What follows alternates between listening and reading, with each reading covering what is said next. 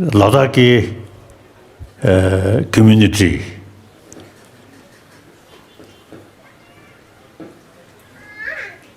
is the harmony as a Ladakhi. I think very good. Different religion,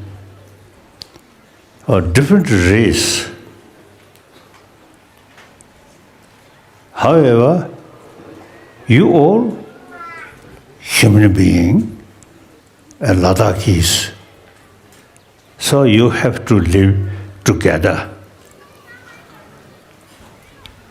Is it too much? We emphasize, I'm Muslim, I'm Buddhist, I'm Jain, I'm Christian. Is it too much sort of emphasis on differences? It is not healthy one. Firstly, we all human being. We all born human way with mother. So young children, you say, all consider so long person who smiling, helping, that's more important. Young children never thought what is religion, Christian, Muslim, Buddhism. That is secondary. Important is we human being. I also is basically simply one human being. So on that basis, wherever I go, I always consider we are same. 7 billion human beings, same. The way we born, the way we die, same. So while we little grown up, and also the less emphasis, oneness of we are human, same human being, but rather my religion, my race, their race, my country, their country. So if you use my religion, my country, these properly, okay. But sometimes we too much emphasis my religion, my community, my country, and then sometimes problems start. So one of my commitment is try to promote concept of oneness of 7 billion human beings. We are same. The way we born, all 7 billion human beings, same. The end of life, die, all 7 billion human beings, same. So we must keep, we are human being. We are human being on this planet. So little differences is okay. So there is no point dividing because of religion, because of races. All these are our own mental creation. Basically, we are same human being. So wherever I go, I always emphasize 7 billion human beings are same. We all same way. So, the concept of oneness of 7 billion human beings. With this belief and practice wherever I go, so long with human face, 2 eyes, 1 mouth, I immediately realize, yes, human brother. If I meet someone, 3 eyes, then I feel, oh, something different. So we 7 billion, we all same.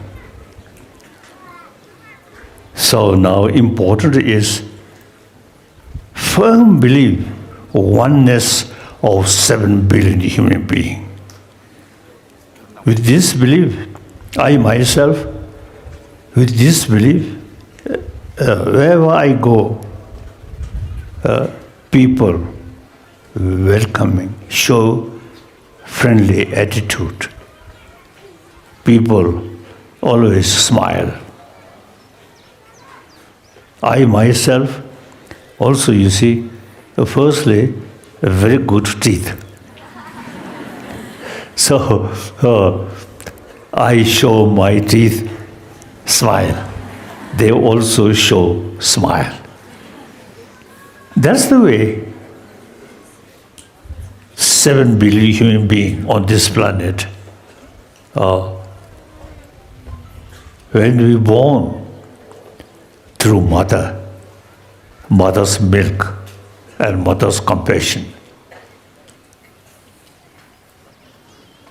The Indian tradition, karuna, ahimsa, karuna, compassion. Our life begins with karuna. At the time of dying, surrounded with people who really shows you karuna, you feel very happy. So therefore, whether we believe religion or not, we should be kind-hearted person. Then your whole life, firstly, because of karuna, practice or sort of concept of karuna, you happy, much happier. That brings healthy body and a healthy community. So whether believe in religion or not, we should be kind human being. On the belief of 7 billion we are same, we have to live together. So that's my main message wherever I go. I myself from Tibet, when reach India as a refugee, I consider we are same. So, warm-heartedness is some kind of secular ethics. That's very important. So according to my own experience, this warm-heartedness there, my physical also much healthier, and my mind much more peace, happy. So you, my young brothers, sisters, you should think about warm-heartedness. And then through that way, we can build happy human life on happy world. You see, too much emphasis, we and they, and weapon, and produce a lot of weapons killing. It is not answer to achieve happy humanity. happy humanity, here the 1,000-year-old India's tradition of Karuna, very important. Then different religion, different races, these are secondary. Basically, we are human being. So, Om-heartedness is the key factor. We Tibetan, since 7th century, the Tibetan king, although with marriage with Chinese princess, very close link, but he decide we Tibetan, we should have our own writing. So he developed Tibetan writing more like Devanagari, Kaka Kanga, Cha Cha Chanya, like that. So I think I really admire the Tibetan king, Songtse Gampo, was a very close relation with Chinese emperor, but he emphasized we should have our own writing. Then 8th century, Tibetan. Since, you see, we follow a Nalanda tradition, so he invited Shanta Rashida from Nalanda, top scholar and logician. Logic.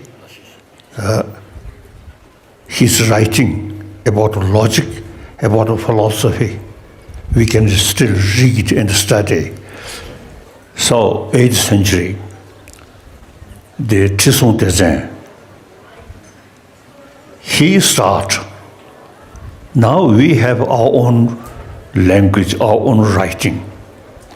Now important is translation. Many books from Pali and more books from Sanskrit. Altogether, we have this Kanjur, about 100 volumes.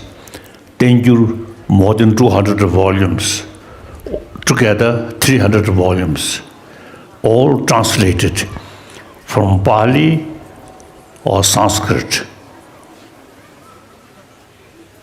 So then we start our study in our own language. So now today, I think we Tibetan, we have a much wider, deeper understanding about the Nalanda tradition. So Nalanda in Buddhism, something about the mind, how to develop peace of mind, not through just a prayer, but thinking. So that way, even, you see, one's own so-called enemy who create suffering to you, you can develop special compassion to them. Actually, troublemaker is best teacher of your inner strength. So in our case, now Tibet case, we suffer a lot under Chinese communist control. But we consider it's a good opportunity to practice compassion. So very helpful. Now, Tibet, politically Chinese communist control. But spiritually, Tibetan Buddhist understanding, Buddhist belief, very firm. Now more and more Chinese now following Tibetan Buddhism. So some of our translation reach in China, Ladakh University. Of course, ordinary people cannot see because there is control.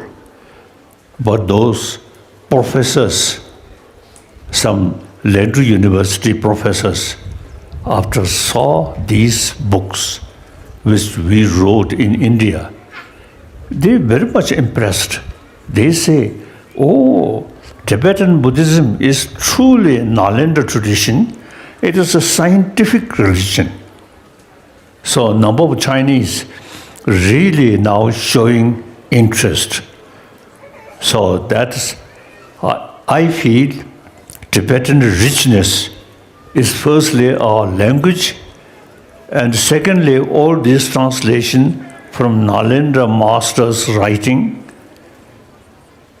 So I think today's world, as far as knowledge about mind, about emotion, and how to develop peace of mind, is the best tradition we kept in Tibet. And language also, Tibetan language is the best language to explain about our emotion and how to develop peace of mind. So, Tibetan spirit kept with our own knowledge. So that is very important. Not a weapon, but deeper understanding about the human mind, human emotion, and keep peace of mind. So now,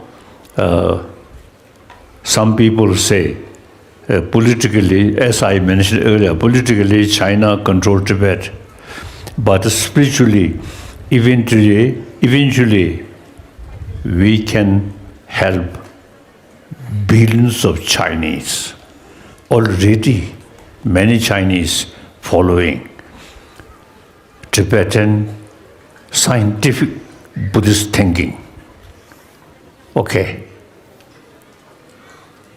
So that much I want to say. At the Himalayan range, people from Ladakh to Men, traditionally follower of Buddha Dharma. But we can separate Buddha Dharma as a religion and public level, and especially public who have different religion, different belief, then simply, you see, the secular way, not follow religion. So India, 1,000 years, almost all different world religion live together here in this country. Basically, very harmonious. Occasionally, little problem here and there. So now, we should continue to keep secular ethics. Okay. So, another point I want to share, wherever I go, I always share.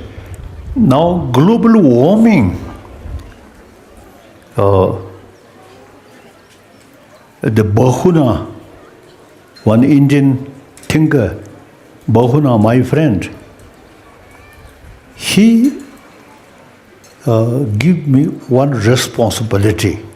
He told me, wherever you go, Himalayan range, you should tell people more green. Oh, Shingna. Oh, because global warming. So within next, I think, 1,000, 2,000, 3,000, the global warming really become very, very serious. So plantation is very important. So now here, I saw, you see a lot of trees, wonderful.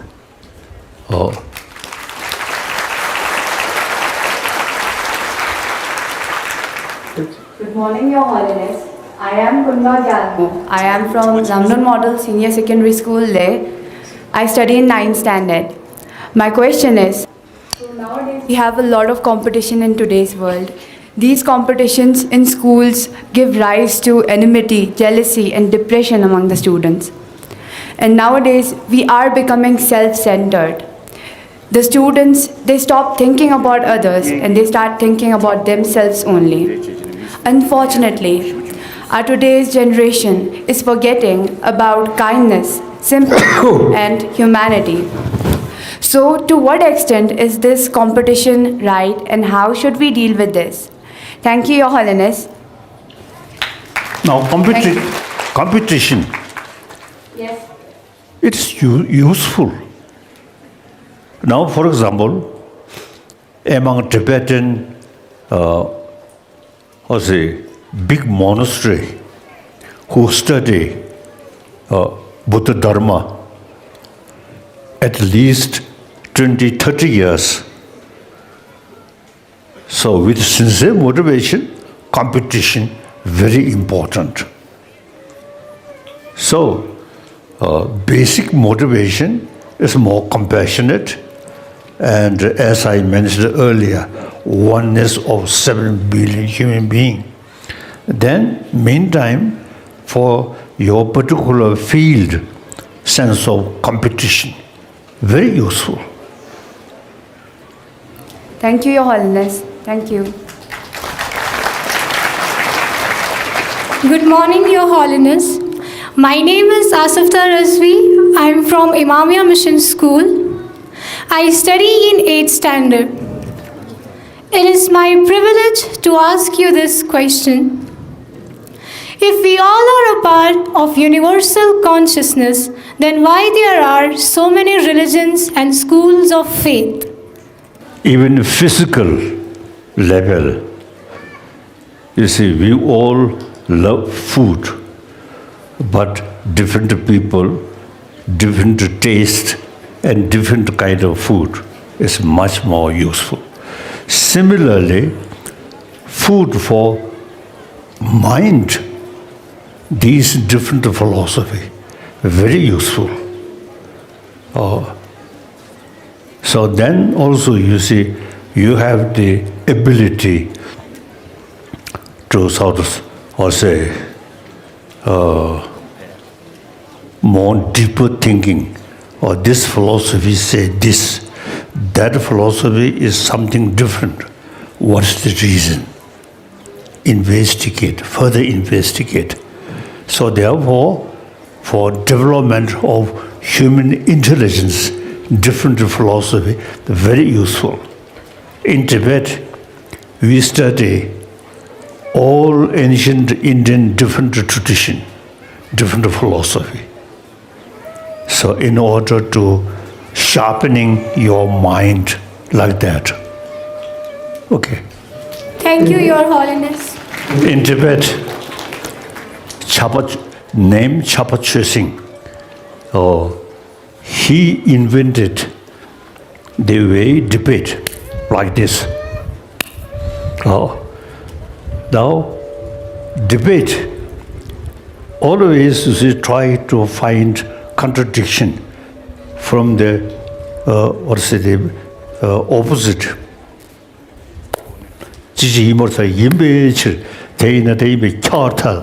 Like that. Very helpful. I also learn, you see, this technique, debate. I think my age 12, 13, I study debate. Very helpful. Very helpful. When we practice debate, we always try to contradiction from the other person's sort of view. Always digging. Like that. So, whenever some contradiction views come, firstly we say, kororo te korsum, then raise the point. Then finally, the other person, you see, found his view is some contradiction. He accepts then we say, ca. Like that. So we consider debate is very important. When the debater, you see, recite some Buddha's own word, then at that time, as a signs of respect, we kasa shampiva. You kasa remove your head. Then listen. But meantime, with great respect, kyabwa machung. Even Buddha's own word, kasata, taksa tambe katuliya, long chamba ina kushib sheshe, shamma pi tuste, ine tanda di kyabwa machung, slade, sanje ka sumbure di kyala gomare.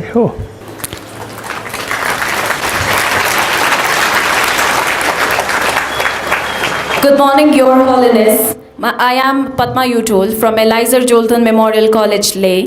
Today, I feel extremely privileged to get an opportunity to ask you this question. And my question is, despite imparting moral education in educational institutions and parental control, why most of the youths of Ladakh are victimized to drug abuse and alcohol addiction? Is there any alternate method to impart moral values? Thank you, His Holiness. Now here, since English control India, the Western education started. So not much thinking about our inner value. So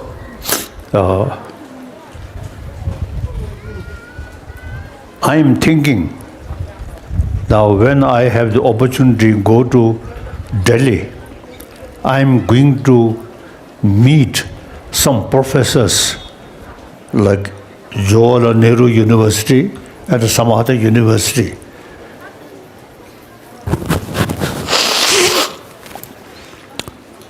How to combination modern education and 1,000-year-old India's own deeper sort of level of thinking, combine these two things. So I'm going to discuss with some professors in Delhi, and particularly Western scholar who carry more investigation about human emotion. So they seek knowledge from us. So many occasions, some great psychologists and scientists about mind come to see me and discuss. So the 1,000-year-old India's own knowledge about mind, about emotion, how to bring peace of mind is very, very important. This culture from India, but it needs humanity. When I was in Peking, the German Mao Zedong, very close with me, and he appreciates my thinking more scientific way. So then Chairman Mao Zedong told me, your mind is very scientific minded, wonderful. Religion is opium. Now in the society, you see person who are lacking some knowledge how to peace, insight. Then too much anger, too much fear, and then too much alcohol. So this is lacking of knowledge how to keep peace of mind. So our own 1,000-year-old tradition study more about mind, and as I already mentioned, is how to keep peace of mind. Then, you see, no danger. Or alcohol, actually, you see, no knowledge how to keep peace of mind. Okay, too much materialistic thinking and without knowing about our inner value. So these things, I think our younger generation, education, how to develop peace of mind, that is very, very important. That is not a religion. It's simply secular ethics. Okay, thank you. I really believe in modern education, which exists in India now, should add ancient Indian thought about mind, about emotion, how to keep peace of mind. As I already mentioned, I'm thinking to serious discussion with some professors in Delhi universities. Good morning, Your Holiness. I am Mariam Gurung of Moravian Mission School, and my question is, as we all know that real education requires concentration, but it is very difficult in today's time as there are a lot of distraction. So can you please suggest a simple or a basic solution for this? Thank you, Your Holiness. Now I think, you see, we have 6 organ consciousness. Ka? Sensory. 5. Then 6 the mind. So materialistic life very much sort of related with eye consciousness, ear consciousness, nose consciousness, like that. Now our tradition, we completely ignore seeing, hearing these things, thinking, the 6th mind.